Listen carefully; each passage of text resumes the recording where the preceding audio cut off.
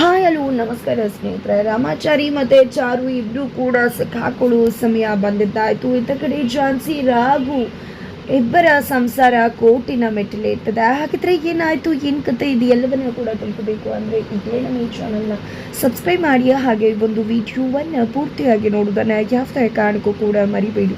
ಇಲ್ಲಿ ಅನಿತಾ ರಾಘುನ ಕರ್ಕೊಂಡು ರಾಮಾಚಾರಿ ಮನೆಗೆ ಬರ್ತಾರೆ. ರಾಮಾಚಾರಿ ಮನೆಗೆ ಬಂದಿದ್ದ ರಾಮಾಚಾರಿ ಬಳಿ ತಮ್ಮ ಮದುವೆಗೆ ಮುಹೂರ್ತ ಇಟ್ಕೊಡುವಂತೆ ಕೇಳ್ತಾರೆ. ಬಟ್ ಆಲ್ರೆಡಿ ಆಗಿರೋ ಮದುವೆಗೆ ನಾನು ಮತ್ತೊಮ್ಮೆ ಮುಹೂರ್ತ ಇಡುವುದಿಲ್ಲ ಅಂತ ಹೇಳಿ ರಾಮಾಚಾರಿ ಹೇಳಿದಾಗ, ಯಾವುದೇ ಕಾರಣಕ್ಕೂ ಕೂಡ ಈ ಮದುವೆ ನಿಲ್ಲುವುದಿಲ್ಲ, ನನ್ನ ಮತ್ತೆ ರಾಘು ಮದುವೆ ಆಗುತ್ತೆ, ಆ ಮದುವೆಗೆ ನೀವೇ ಮುಹೂರ್ತ ಇಡ್ತೀರಾ, ನೀವೇ ಪೌರೋಹಿತ್ಯ ಕೂಡ ಮಾಡ್ತೀರಾ ಅಂತ ಅನಿತಾ ಚಾಲೆಂಜ್ ಮಾಡ್ತಾಳೆ. ಯಾವುದೇ ಕಾರಣಕ್ಕೂ ಪ್ರೀತಿಸು ಮನಸ್ಸುಗಳನ್ನ ನೀನು ದೂರ ಮಾಡೋಕ್ಕಾಗೋದಿಲ್ಲ, ರಾಘು ಮನಸ್ಸಲ್ಲಿ ನೀನಿಲ್ಲ ಅಂತ ಚಾರು ಕೂಡ ಚಾಲೆಂಜ್ ಮಾಡ್ತಾರೆ.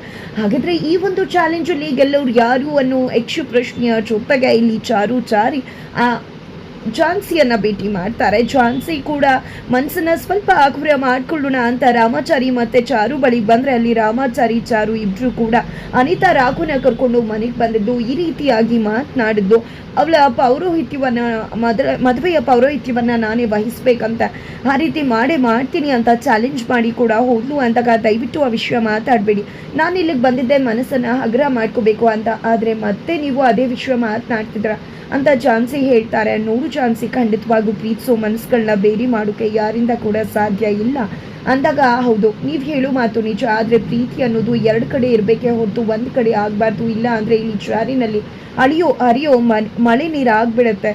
ಪ್ರೀತಿ ಅನ್ನೋದು ಎರಡು ಕಡೆನೂ ಇರಬೇಕಲ್ವಾ, ಜಸ್ಟ್ ಒನ್ ಸೈಡ್ ಇದ್ರೆ ಏನು ಪ್ರಯೋಜನ ಆಗತ್ತೆ ಅಂತ ಹೇಳ್ತಿದ್ರೆ, ರಾಘು ಮನಸ್ಸಲ್ಲಿ ನಿಜವಾಗ್ಲೂ ನೀನಿದೆಯಾ ಝಾನ್ಸಿ, ಆದರೆ ಇಲ್ಲಿ ರಾಘು ಪರಿಸ್ಥಿತಿಯ ಕೈಕೊಂಬೆ ಆಗಿದ್ದಾನೆ, ಖಂಡಿತವಾಗ್ಲೂ ಅವನು ಮನಸ್ಸಲ್ಲಿ ನಿನ್ನನ್ನು ಇಟ್ಕೊಂಡಿದ್ದಾನೆ ಅಂತ ರಾಮಾಚಾರಿ ಮತ್ತು ಚಾರು ಇಬ್ಬರು ಕೂಡ ಹೇಳಿದಾಗ, ಹೌದು ನೀವು ಹೇಳುವಾಗೆ ರಾಘು ಮನಸ್ಸಲ್ಲಿ ನಾನು ಇದ್ದೀನಿ ಅಂತಾನೆ ಅಂದ್ಕೊಳ್ಳೋಣ, ಮನೆಯವ್ರಿಗೋಸ್ಕರ ನನಗೆ ಡಿವೋರ್ಸ್ ನೋಟಿಸ್ ಕೊಟ್ಟ ಅಂತಾನು ಅಂದ್ಕೊಳ್ಳೋಣ.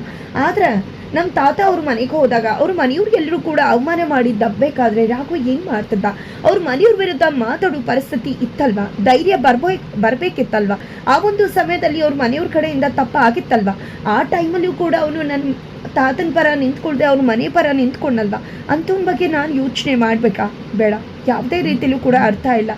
ಹೌದು ನನ್ನ ಮನಸ್ಸಲ್ಲಿ ಇವತ್ತಿಗೂ ಕೂಡ ರಾಘು ಇದ್ದಾನೆ, ನಾನು ಇಲ್ಲ ಅಂತ ಹೇಳುವುದಿಲ್ಲ, ಆದರೂ ಕೂಡ ಅವನಿಗೆ ಮನಸ್ಸಲ್ಲೇ ನಾನಿಲ್ಲ ಬೇಕಾಗಿಲ್ಲ ಅಂತ ಹೇಳಿದ್ಮೇಲೆ ಆ ಸಂಬಂಧದಲ್ಲಿ ಅರ್ಥನೇ ಇಲ್ಲ. ಅವ್ನಿಗೇನು ಕೇಳಿದ್ರು ಅದನ್ನು ಕೋರ್ಟಲ್ಲಿ ಕೊಟ್ಬಿಡೋದೆ ಒಳ್ಳೇದು, ಕೋರ್ಟಲ್ಲಿ ಏನಾಗುತ್ತೋ ಅದಾಗ್ಬಿಡತ್ತೆ ಅಂತ ಝಾನ್ಸಿ ಹೇಳಿದಾಗ, ಏನು ಮಾತಾಡ್ತಿದ್ಯಾ ಝಾನ್ಸಿ, ನಿಜವಾಗ್ಲೂ ಕೋರ್ಟು ನಿಮ್ಮಿಬ್ಬರ ಸಂಬಂಧವನ್ನು ತೀರ್ಮಾನ ಮಾಡಲಿಕ್ಕಾಗತ್ತಾ? ನಿಜವಾಗ್ಲೂ ಅವನು ಕೋರ್ಟಿನ ತನಕ ಹೋಗಿದ್ದಾನೆ ಅಂದರೆ ಅಲ್ಲೂ ಕೂಡ ಉಳ್ಕಡ್ಡಿ ಆಸೆ ಆಗ್ಬಹುದೇನೋ ಅನ್ನೋ ಅರ್ಥದಲ್ಲಿ ಹೋಗಿರ್ಬಹುದಲ್ವ. ನಿಜವಾಗ್ಲೂ ರಾಘು ನಿಜವಾಗ್ಲೂ ನಿನ್ನ ಪ್ರಾಣಕ್ಕಿಂತ ಹೆಚ್ಚಾಗಿ ಪ್ರೀತಿ ಮಾಡ್ತಿದ್ದಾನೆ, ಅವನು ಸಮಯದ ಪರಿಸ್ಥಿತಿಯ ಕೈಗೊಂಬೆ ಆಗಿಬಿಟ್ಟಿದ್ದಾನೆ, ಏನು ಮಾಡಬೇಕು ಅಂತ ಗೊತ್ತಾಗ್ತಿಲ್ಲ, ಹಾಗಂದು ಮಾತ್ರಕ್ಕೆ ನೀನು ಅವನನ್ನು ದೂರ ಮಾಡ್ಕೊಳ್ಳೋದು ಸರಿಯಿಲ್ಲ ಅಂತ ಹೇಳ್ತಿದ್ದಾರೆ. ಹೀಗೆ ಅವರಿಬ್ಬರು ಕೂಡ ಮಾತನಾಡ್ತಿರ್ಬೇಕಿದ್ರೆ ಇತ್ತ ಕಡೆ ರಾಯ್ ಝಾನ್ಸಿಗೆ ಕಾಲ್ ಮಾಡ್ತಾರೆ. ಬಿಕಾಸ್ ಅದಕ್ಕೆ ಕಾರಣನೇ ವಿವೇಕ್. ಬಿಕಾಸ್ ಇಲ್ಲಿ ವಿವೇಕ ತನ್ನ ಫ್ರೆಂಡ್ ಯಾರೋ ಮಿಮಿಕ್ರಿ ಮಾಡ್ತಕ್ಕಂಥ ಒಂದು ಲೇಡಿ ಫ್ರೆಂಡನ್ನು ಕಾಂಟ್ಯಾಕ್ಟ್ ಮಾಡ್ತಾರೆ. ಬಿಕಾಸ್ ಅವ್ರಿಗೆ ಕಿಟ್ಟಿ ಮತ್ತು ಚಾರು ಮೇಲೆ ಡೌಟ್ ಬಂದಿದೆ, ನಿಜವಾಗ್ಲೂ ಅದು ಕಿಟ್ಟಿನ, ಈ ಚಾರು ನಿಜವಾಗ್ಲೂ ನನ್ನ ಮದುವೆ ಆಗಬೇಕು ಅಂತ ಬಯಸಿದಾಳ ಅಂತ. ಅದೇ ಕಾರಣಕ್ಕೋಸ್ಕರ ಅದನ್ನು ತಿಳ್ಕೋಬೇಕು ಅಂತ ಪ್ರಯತ್ನ ಪಟ್ಟಿದ್ದೆ. ಮಿಮಿಕ್ರಿ ಮಾಡ್ತಕ್ಕಂಥ ಒಂದು ಹುಡುಗಿ ಫ್ರೆಂಡ್ಗೆ ಕಾಲ್ ಮಾಡಿದ್ದೆ, ನಾನು ವಾಯ್ಸ್ ಕಳಿಸಿದ್ದೀನಿ, ಆ ವಾಯ್ಸನ್ನು ಕಲ್ತ್ಕೊಂಡು ಬಾ ಅಂತ ಹೇಳ್ತಾರೆ. ಆಕೆ ಕೂಡ ಕಲ್ತ್ಕೊಂಡು ವಿವೇಕನ್ನು ಭೇಟಿ ಆಗ್ತಾಳೆ. ವಿವೇಕನ್ನು ಭೇಟಿ ಆಗದೆ ಇಲ್ಲಿ ಚಾರು ಧ್ವನಿಯಲ್ಲಿ ರಾಯ್ಗೆ ಕಾಲ್ ಮಾಡಿಸ್ತಾನೆ ವಿವೇಕ್. ಬಿಕಾಸ್ ಇಲ್ಲಿ ನವದೀಪ್ ಸಕ್ಸೇನ ಎಲ್ಲ ಆಸ್ತಿ ಕೂಡ ಒಂದು ರೀತಿಯಲ್ಲಿ ಕೈತಪ್ಪು ಹೋಗ್ತದೆ, ಇದಕ್ಕೆಲ್ಲ ಚಾರುನೇ ಕಾರಣ ಇರಬಹುದೇನೋ ಅನ್ನೋ ಅನುಮಾನ ವಿವೇಕ್ಗಿದೆ. ಅದಕ್ಕೋಸ್ಕರ ಅದನ್ನು ಖಾತ್ರಿಪಡಿಸ್ಕೋಬೇಕು ಅಂತಾನೆ ಇಲ್ಲಿ ವಿವೇಕ್ ಫ್ರೆಂಡ್ ಕಡೆಯಿಂದ ರಾಯ್ಗೆ ಕಾಲ್ ಮಾಡಿಸ್ತಾರೆ. ರಾಯ್ಗೆ ಕಾಲ್ ಮಾಡಿದೆ ಆಕೆ, ನಾನು ಚಾರು, ನೀವು ನನಗೆ ಹೆಲ್ಪ್ ಮಾಡಿದ್ದು, ಅವತ್ತು ಬಂದು ಕಾಂಟ್ರಾಕ್ಟನ್ನು ತೊಗೊಂಡಿದ್ದು ತುಂಬಾ ಒಳ್ಳೇದಾಯಿತು ಅಂದಾಗ, ಅಯ್ಯೋ ನೀವು ನಮ್ಮ ಝಾನ್ಸಿ ಮೇಡಮ್ಗೆ ಮಾಡಿರೋ ಸಹಾಯದ ಮುಂದೆ ಇದು ಯಾವುದೇ ರೀತಿ ದೊಡ್ಡ ಸಹಾಯ ಅಲ್ಲ.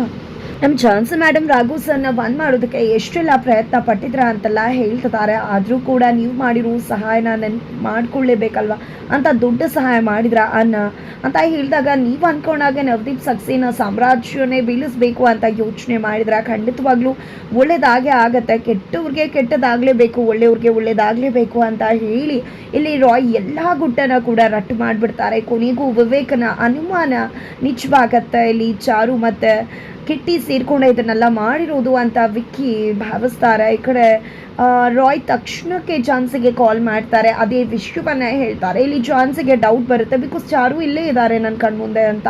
ಈಗ ತಾನೇ ಕಾಲ್ ಮಾಡಿದ್ರಲ್ಲ ಅಂದಾಗ ಏನು ಮಾತಾಡಿದ್ರು ಅಂದಾಗ ಅವ್ರ ವಾಯ್ಸ್ ರೆಕಾರ್ಡ್ ಆಟೋ ರೆಕಾರ್ಡ್ ಆಗಿದೆ.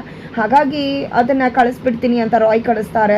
ಎಲ್ಲಾನು ಕೂಡ ಕೇಳಿಸ್ಕೊತಾರೆ ಚಾರಿ ಹಾಗೆ ಜಾನ್ಸಿ ಮೂವರು ಕೂಡ ಕೇಳಿಸ್ಕೊಂಡಿದ್ದೆ. ಅವ್ರಿಗೆ ಬಿಗ್ ಶಾಕ್ ಆಗ್ತದೆ, ಬಿಕಾಸ್ ಎಲ್ಲ ಸತ್ಯವನ್ನು ಕೂಡ ಅಲ್ಲಿ ರಾಯಿಂದ ಬಿಚ್ಚಿಸ್ಬಿಟ್ಟಿದ್ದಾರೆ ಆ ಹುಡುಗಿ.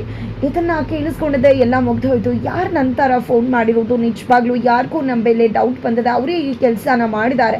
ಇಷ್ಟು ದಿನ ಮಾಡಿದ ಗೆಲುವು ಕೂಡ ನೀರಲ್ಲಿ ಹೋಮ ಆಗೋಯ್ತು ಅಂದಾಗ ಇಲ್ಲಿ ರಾಮಾಚಾರ್ಯ ಹೌದು, ಯಾರಿಗೂ ನಮ್ಮ ಮೇಲೆ ಡೌಟ್ ಬಂದಿದೆ, ಅವರೇ ಅನುಮಾನ ಪಟ್ಟು ಅದನ್ನು ಖಾತ್ರಿ ಪಡಿಸ್ಕೊಳ್ಳೋಕೆ ಈ ರೀತಿ ಮಾಡಿದ್ದಾರೆ ಅಂತ ಹೇಳ್ತಿದ್ದಾರೆ.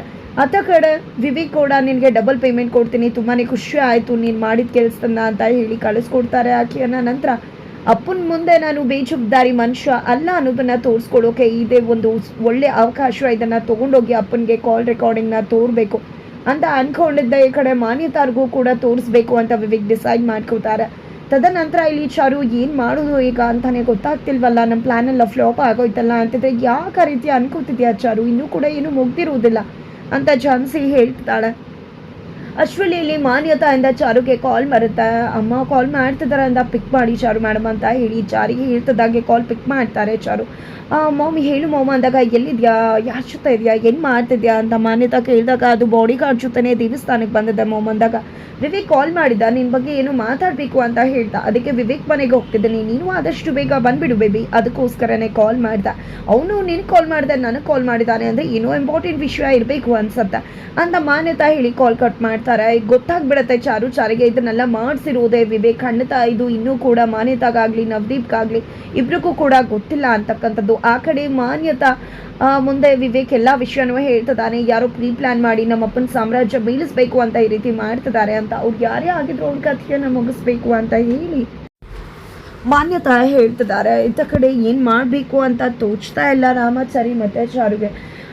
ಜೊತೆಗೆ ಇದ್ದ ಕಡೆ ರಾಘು ಮನೆಯಲ್ಲಿ ಸ್ಟವ್ ಮುಂದೆ ನಿಂತ್ಕೊಂಡು ಬರೆ ಹಾಕೊಳ್ಳೋಕೆ ಸಿದ್ಧವಾಗ್ತಿದ್ದಾರೆ. ಈ ಕಡೆ ದೊಡ್ಡಪ್ಪ ಮತ್ತು ದೊಡ್ಡಮ್ಮ ರಾಘು ಎಲ್ಲಿ ಅಂತ ಎಲ್ಲ ಕಡೆ ಹೊಡ್ಕೊಂಡು ಬಂದು ಇಲ್ಲಿ ಅಡುಗೆ ಮನೇಲಿ ನೋಡ್ತಾರೆ. ನೋಡಿದ್ಯಾ ರಾಘು ಅಡುಗೆ ಮನೇಲಿ ನಿಂತಿದ್ದಾನೆ ಅಂದಾಗ ದೊಡ್ಡಮ್ಮ ಯಾಕೆ ನಿಂತಿದ್ದಾರೆ ಅಂತ ಕೇಳ್ತಿದ್ದಾರೆ. ಅಷ್ಟರಲ್ಲಿ ಇಲ್ಲಿ ರಾಘು ಬಿಸಿನ ತಗೊಂಡು ಕೈಗೆ ಬರೆ ಹಾಕೋತಾರೆ. ಏನು ಮಾಡ್ತಿದ್ಯಾ ರಾಘು ನೀನು ಅಂತ ದೊಡ್ಡಪ್ಪ ಬಂದು ಕೇಳ್ತಿದ್ರೆ, ಇನ್ನೇನು ಮಾಡೋದು ದೊಡ್ಡಪ್ಪ ಮನಸ್ಸಲ್ಲಿ ಜಾನ್ಸಿ ಅವ್ರನ್ನ ಇಟ್ಕೊಂಡು ಅವ್ರಿಗೆ ಮೋಸ ಮಾಡ್ತಿದ್ದೀನಿ, ತಪ್ಪೇ ಮಾಡ್ತಿರೋ, ಅವರು ನೋವನ್ನು ಅನುಭವಿಸ್ತಿದ್ದಾರೆ. ನಿಜವಾಗ್ಲೂ ಏನು ತಪ್ಪು ಮಾಡಿದ್ದಾರೆ ಅವರು, ನಾನು ಅವ್ರಿಗೆ ಭಾಷೆ ಕೊಟ್ಟೆ, ಅವ್ರನ್ನ ಮನಸ್ಸಲ್ಲಿ ಪ್ರೀತಿ ಮಾಡಿದೆ, ಅವರು ನನ್ನಲ್ಲಿ ಉಸಿರಾಗಿ ಹೋಗಿದ್ದಾರೆ, ಅಂಥವ್ರನ್ನ ದೂರ ಮಾಡಿದ್ದೀನಿ ನಾನು, ನಿಜವಾಗ್ಲೂ ನನ್ನ ತಪ್ಪಿಗೆ ಶಿಕ್ಷೆ ಆಗಲೇಬೇಕಲ್ವ ಅಂತ ಹೇಳ್ತಿದ್ದಾರೆ. ನಿಜವಾಗ್ಲೂ ಕಣ್ ತುಂಬ್ಕೊತಿದ್ದಾರೆ ದೊಡ್ಡಪ್ಪ. ಈಗ ನಿಜವಾಗ್ಲೂ ಅವರು ರಾಘು ಪರ ನಿಂತ್ಕೋತಾರೆ. ಕೊನೆಗೂ ರಾಘು ಜಾನ್ಸಿನ ಬಂದ್ ಮಾಡುವುದಕ್ಕೆ ಮತ್ತೊಬ್ಬರ ಬೆಂಬಲ ಕೂಡ ಸಿಗುತ್ತೆ.